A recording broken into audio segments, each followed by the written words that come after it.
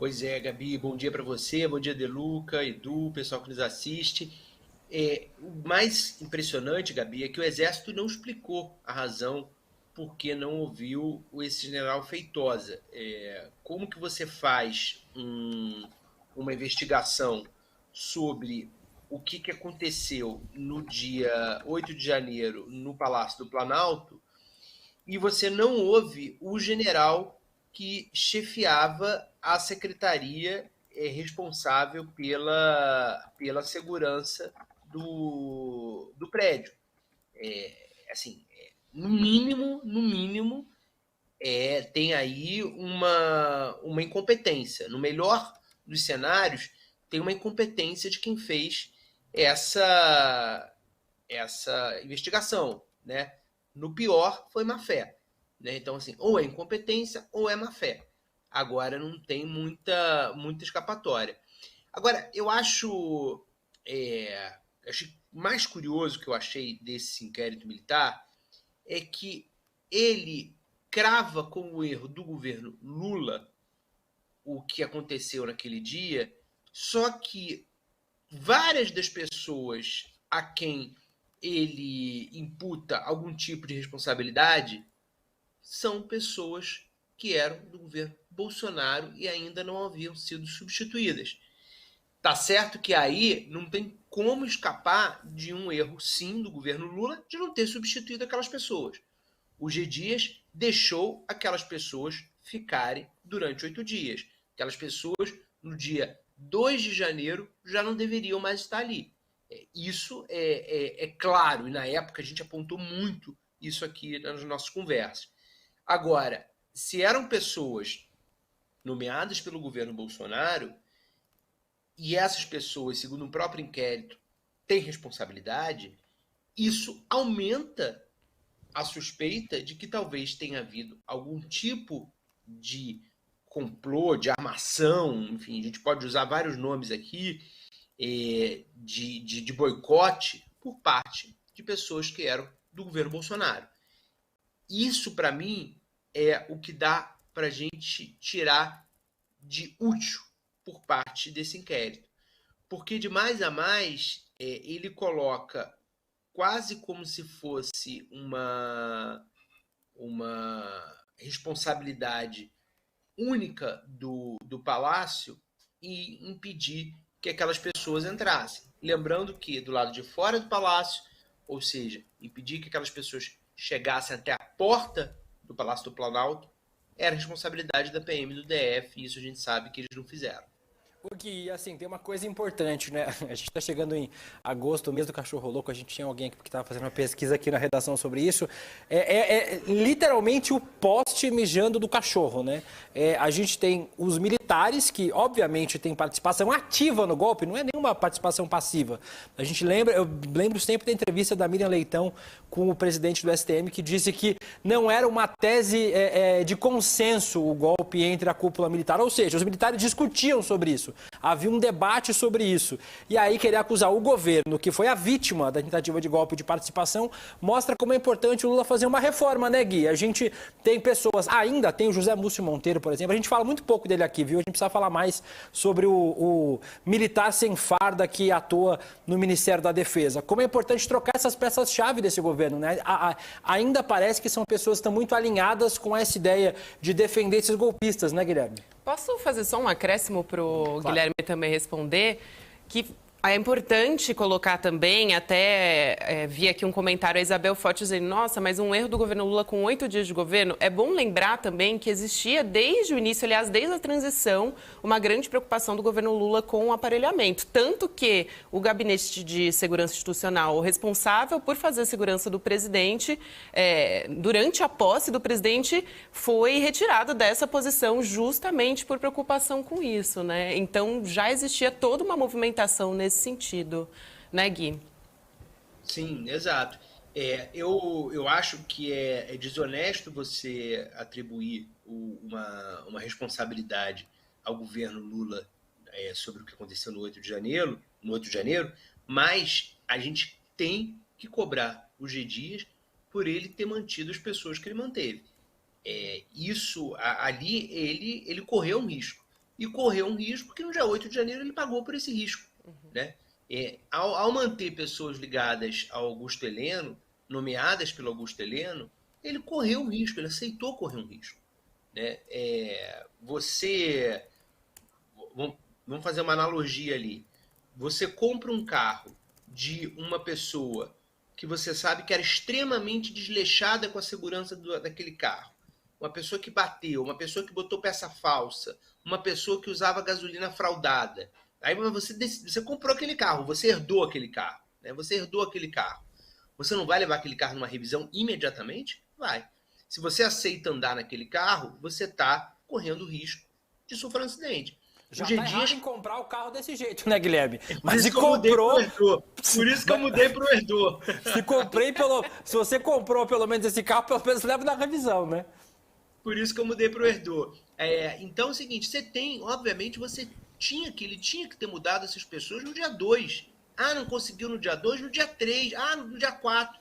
Mas não, ele deixou uma semana essas pessoas. E vamos lembrar que depois do 8 de janeiro, ele ainda demorou a mudar. Tanto que, quando vieram a público as imagens dele andando no Palácio do Planalto, ele caiu, vocês vão lembrar também que o interventor, o Ricardo Capelli, ele encontrou um GSI muito semelhante ainda ao GSI do 8 de janeiro, ao GSI do Bolsonaro. Salvo engano, eram 60% do GSI estava igual ao que o Bolsonaro tinha deixado, o Augusto Heleno tinha deixado. Isso é periclitante, não dá.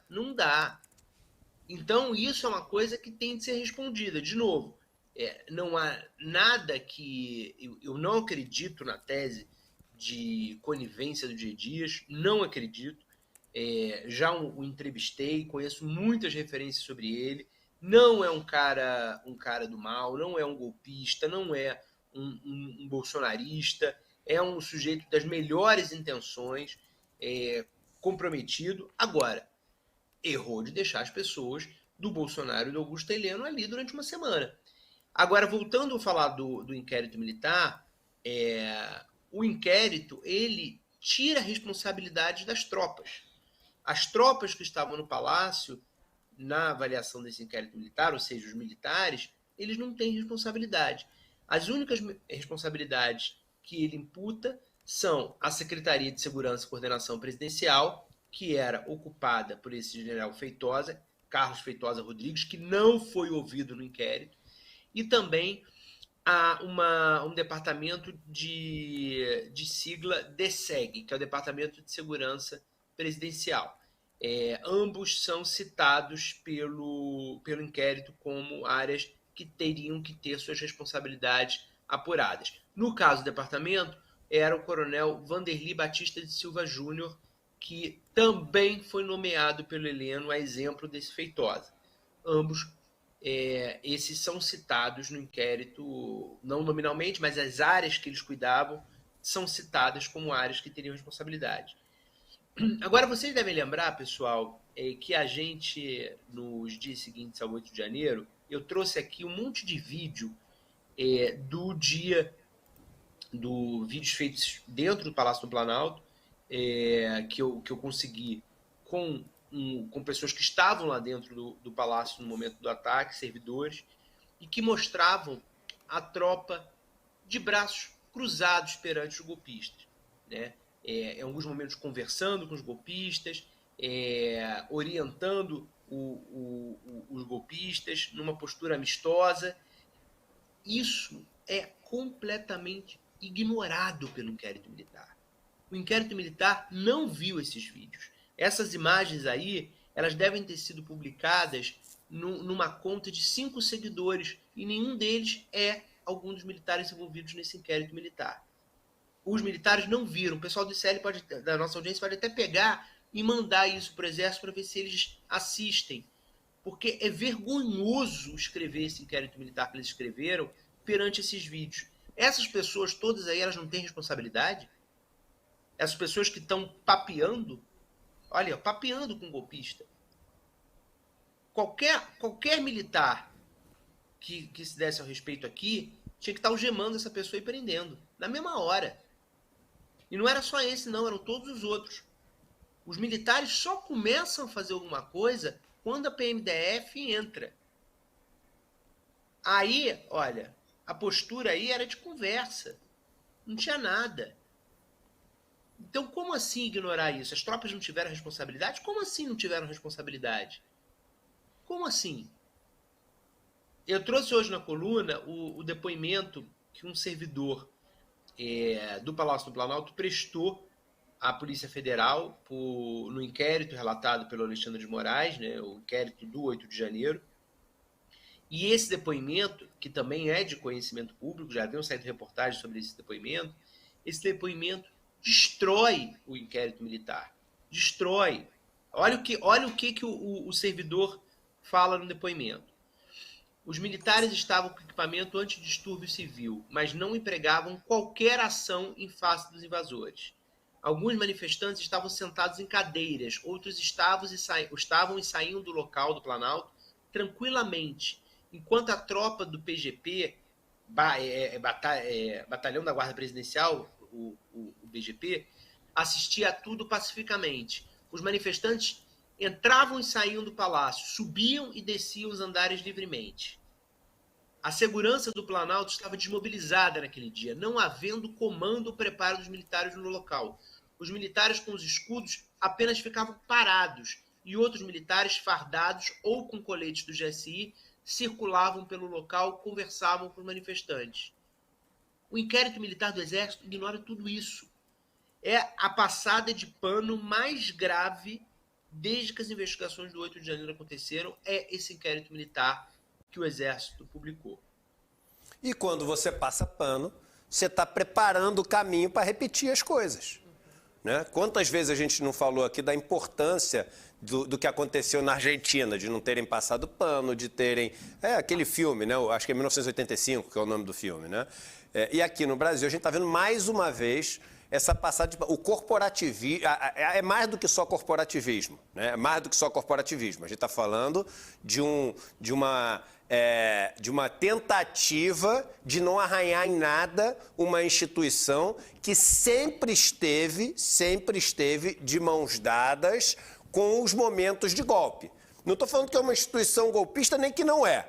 Eu estou falando que não dá para negar que todos os golpes que tiveram no Brasil até hoje, todos tiveram uma participação direta das Forças Armadas.